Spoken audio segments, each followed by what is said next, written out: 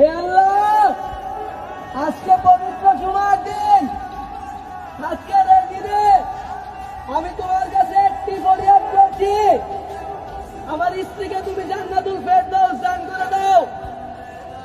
আমার স্ত্রীর কবরখানা তুমি জান্নাতের বাগান বানিয়ে দাও। হে আল্লাহ, আমার স্ত্রীর প্রতি তুমি ভালোবাসা বাড়ায় দাও।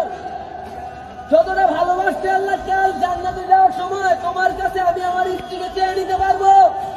হে আল্লাহ, পরকালে তুমি আমার স্ত্রীকে আমার জন্য রেখে দাও। হে আল্লাহ, পরকালে যেন আমি আমার স্ত্রীকে জীবন সঙ্গী হিসাবে পাই, সেই ফয়সালা তুমি করে দাও। হে আল্লাহ, তোমার কাছে আমি বড় বড় একটি জিনিসই চাই, তুমি আমার স্ত্রীকে বড় বড় জান্নাত দান করে দাও, জান্নাতের উচ্চ মুকাম দান করে দাও।